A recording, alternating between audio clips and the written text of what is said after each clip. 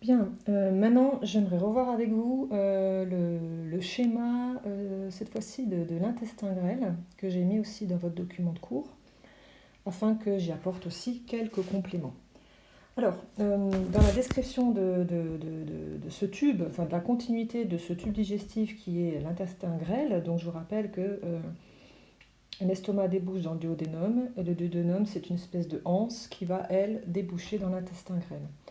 Alors, je vous ai donné quelques indications, et notamment que ce tube que constitue l'intestin grêle, donc ici vous le voyez en grand, hein, ce qu'on appelle la lumière, en fait, pardon, ce qu'on appelle la lumière, c'est la cavité de ce tuyau, hein. Donc, c'est quelque chose qui est à l'intérieur, normalement ouvert. Et bien sûr, dans ce tuyau, dans cette cavité, va circuler à un moment donné ce ne sera plus des aliments, mais en tout cas un reste d'une prédigestion qui a eu lieu en tout cas en amont dans l'estomac. Alors, cette cavité est tapissée aussi d'une muqueuse qui est repliée, qu'on appelle les replis intestinaux. Et puis vous avez ici un zoom sur donc, les replis intestinaux. Vous en voyez ici un en coupe. Et ensuite, ce repli intestinal en coupe, ici, il est agrandi. Donc c'est le même. Voilà. Et donc, ce repli intestinal, quand on fait un zoom dessus, on voit qu'il est lui-même tapissé de de micro-replis, de tout petits replis qu'on appelle les villosités intestinales. Alors, je vais mettre peut-être en évidence certaines de ces villosités, plutôt ici en bleu. Alors, c'est toutes ces petites courbures là sont des villosités intestinales. Voilà. Et dessous, vous avez deux villosités intestinales, en tout cas une ici et la deuxième ici, hein, qui sont représentées aussi en coupe. On les a coupées du haut vers le bas. Et on voit qu'à l'intérieur de ces petites villosités intestinales, qui sont tapissées chacune par des cellules, et ben à l'intérieur, on a des vaisseaux sanguins, hein. Vous avez ici leur nom. Alors, les artérioles, ce sont des petites artères que je vais plutôt mettre en rouge. Voilà. Donc, artérioles en rouge.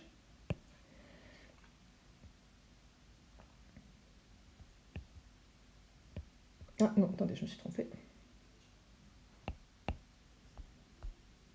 Voilà.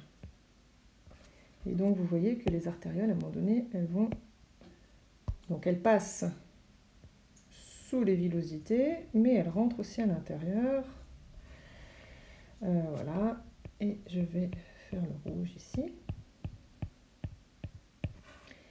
Et pareil pour celle-ci. Voilà. Et on a aussi des vénules. Alors les vénules, c'est généralement des petites veines, et on a par habitude de colorier les veines en bleu. Et on voit aussi que ces veines, à un moment donné, remontent à l'intérieur de chaque villosité. Donc c'est-à-dire que la villosité intestinale, on a une espèce d'échange possible entre ce qui est présent dans l'intestin et ce qui va pouvoir, donc du coup, de l'intestin passer vers le sang. Donc je fais avec les flèches rouges, avec des flèches, d'une autre couleur, des passages possibles de substances qui sont normalement déjà dans l'intestin et qui peuvent traverser les cellules des villosités intestinales pour passer dans le sang. Ces substances, ça va être bien sûr les nutriments qui sont issus de la digestion, hein.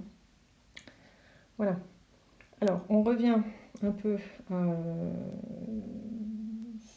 cette représentation-là. Donc, on retrouve le repli intestinal et la villosité, les villosités. Et puis, vous voyez qu'on a ce petit zoom ici. Voilà, ce petit zoom qui est un bout de muqueuse, puisque l'intestin, comme l'estomac, est tapissé de muqueuse. Et puis, le résultat de ce zoom, vous le retrouvez ici, hein, voilà. Euh, bon, ça c'est des termes, muqueuse, sous-muqueuse, muqueuse, séreuse, qui conforme la tunique. Je ne vous demanderai pas de retenir ces termes, hein, d'accord? On est un peu technique, nous on va rester vraiment au niveau de la muqueuse. Voilà, donc quand on fait un zoom sur cette muqueuse, on retrouve ces villosités. Chaque villosité est bien vascularisée à l'intérieur par des vaisseaux sanguins. Et donc c'est là que vont passer les nutriments qui sont dans la cavité ou la lumière de l'intestin grêle et qui vont passer donc dans le sang. Oui, artériole en bleu. Voilà. Vous voyez, comme on a vu tout à l'heure pour l'estomac, qu'on a des espèces de petites zones qui rentrent à l'intérieur de la muqueuse, qui sont les glandes, cette fois-ci, intestinales.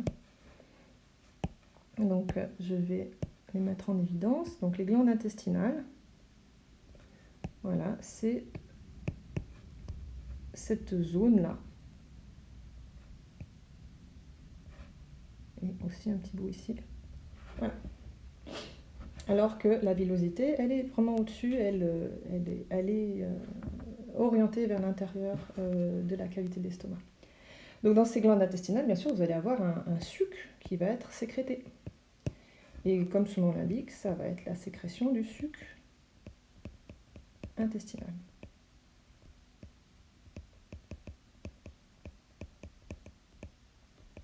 On verra que ce suc intestinal contient différentes substances, et notamment des enzymes. Ces enzymes auront un rôle dans la digestion de certains types de nutriments, d'aliments, excusez-moi. Alors, il faut savoir qu'une villosité, en gros, c'est tout petit. En hauteur, ça fait environ 5 mm. Voilà. Et donc, tous les nutriments qui sont dans la lumière de l'estomac vont passer via les villosités. Également des vitamines, excusez-moi, il y a aussi des vitamines qui vont pouvoir, comme ça, on va les mettre d'une autre couleur. C'est parce que vous avez beaucoup de vitamines hein, qui sont présentes dans votre alimentation. Et si vous avez du coup des vitamines qui sont dans votre intestin grêle, elles vont aussi transiter dans le sang via les villosités. Voilà. Bien, alors, qu'est-ce qu'on peut dire là-dessus? Oui, on va un peu nommer aussi les cellules qui sont présentes sur ces villosités. Alors, je vais aussi utiliser différentes couleurs.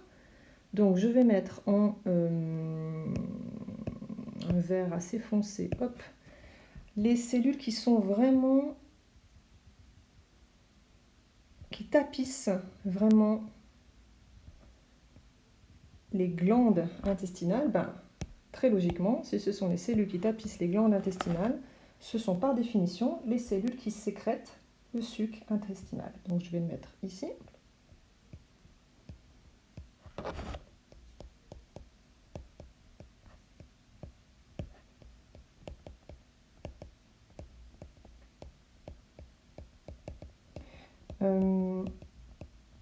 Voilà. Bon, donc on les retrouve dans plusieurs endroits.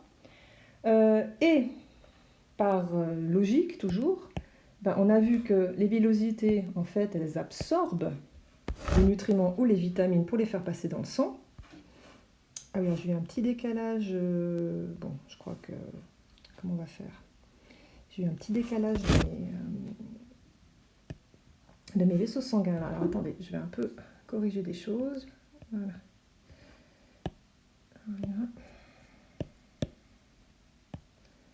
Donc je remets les bonnes couleurs au bon endroit. Je ne sais pas ce qui s'est passé.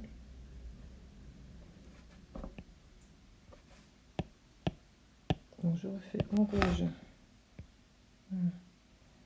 qui vient des artères. Et quand on passe là,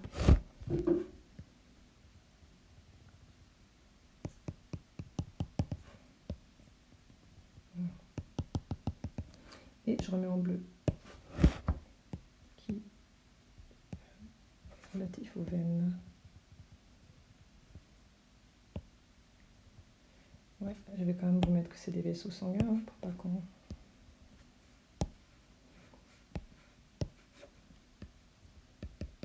Voilà. Donc, ce que je voulais dire, c'est que il est logique que les cellules qui tapissent ces zones où passent les nutriments d'une part et les vitamines d'autre part, de l'intérieur de l'intestin vers les vaisseaux sanguins, ben, ce soient des cellules qu'on qualifie d'absorbantes. Donc, je les mets en orange.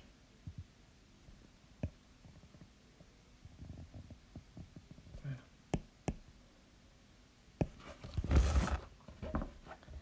Donc, on va les appeler les cellules absorbantes.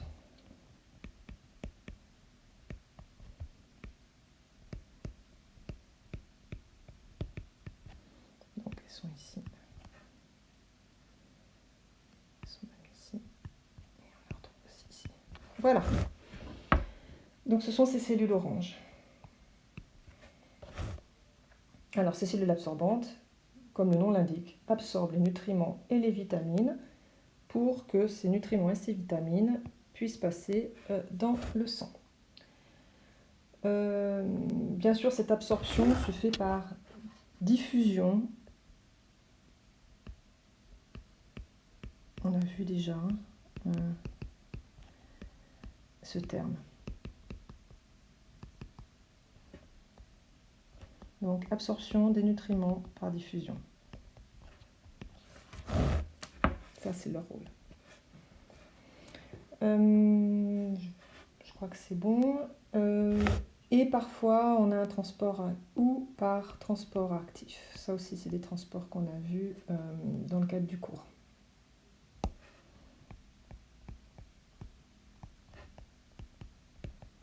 Voilà, donc les deux modalités sont possibles en fonction du type de nutriment qui doit passer dans le sang. Je vous rappelle par exemple que le glucose, il y a du glucose dans le sang qui doit passer, c'est du glucose dans, c'est du glucose dans l'intestin grêle qui doit passer dans le sang. Le glucose ne peut pas diffuser, c'est par les membranes des cellules absorbantes d'une part et par les membranes des cellules sanguines, des parois des vaisseaux sanguins d'autre part. Le glucose, c'est un transport particulier qui ne sera pas un transport actif, mais qui sera un transport facilité. Alors on va peut-être remettre tout ça. Donc, je vais peut-être mieux écrire. Donc, absorption par diffusion, absorption par diffusion facilitée ou absorption par transport actif. Alors, je mets par diffusion simple.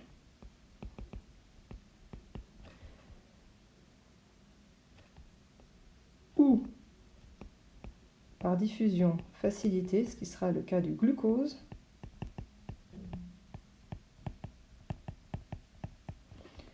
Ou par transport actif, ce qui sera peut-être le cas d'autres substances.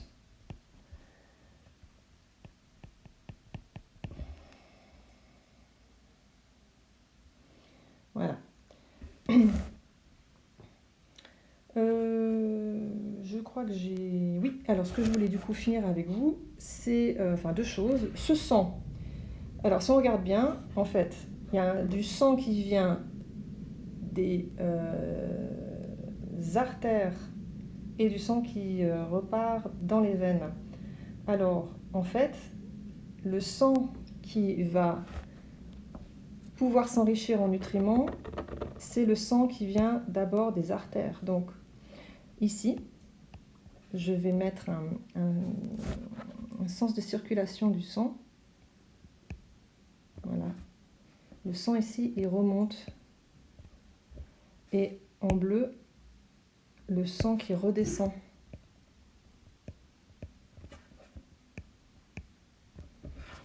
Donc finalement, le sang qui est dans les artères avant d'aller dans les villosités intestinales, c'est du sang qui est pauvre en nutriments.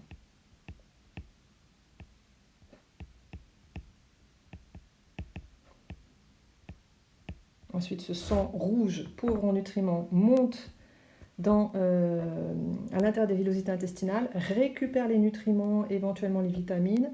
Ça va du coup alimenter en nutriments, en vitamines, ce sang bleu qu'on retrouve ensuite dans les veines. Donc ce sang bleu, quand il ressort de la villosité, il est riche en nutriments.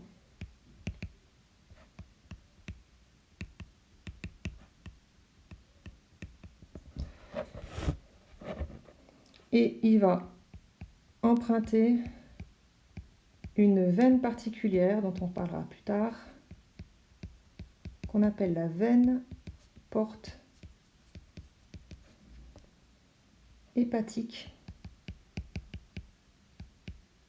qui, comme le nom l'indique, hépatique, ça veut dire qu'il est relative au foie. Cette veine, elle va au foie. Et ensuite, le foie fait un peu un tri, enfin, regarde un peu le type de nutriments qu'il y a dans le sang, et puis éventuellement, on va en garder un petit peu, notamment s'il s'agit du glucose. Voilà, je crois que j'en ai fini avec ces villosités. Et puis je vais juste vous faire un petit schéma d'une cellule absorbante. Donc ces petites cellules oranges, pour que vous compreniez leur allure, à quoi elles ressemblent. Ces cellules absorbantes, alors j'en cherche. On peut un peu les schématiser de la manière suivante.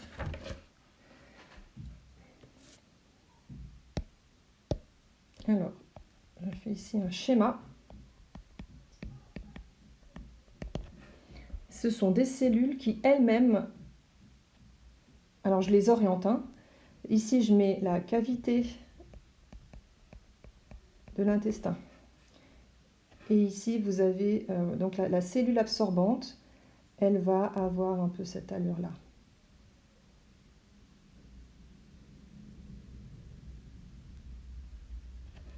Ici elle a son noyau. Avec son ADN. Voilà. Elle est orientée comme ça. Et puis, vous retrouvez les noyaux, c'est des petits points que vous retrouvez sur les cellules oranges. Et donc, en fait, elle est elle-même, du côté cavité de l'intestin grêle, elles ont elles-mêmes des tout petits replis, ici. Ces petits replis, on les appelle, alors, je vais mettre leur nom ailleurs, parce que je n'ai pas la place ici, des microvillosités.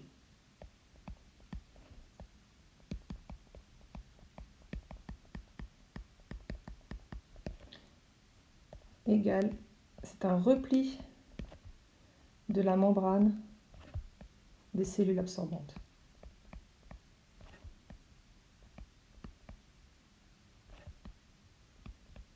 Donc si on fait un peu le bilan, l'intestin grêle est tapissé de replis intestinaux. Chacun de ces replis intestinaux est tapissé de villosités. Et chaque villosité est tapissée de cellules absorbantes. Et chaque cellule absorbante contient des microvillosités. Vous avez ici une incroyable surface d'échange entre les nutriments qui sont dans l'intestin grêle et le sang qui passe sous la muqueuse. Donc une incroyable surface d'échange qui est de cette manière déployée. Voilà, c'est très intéressant. Voilà, j'en ai fini avec cet intestin.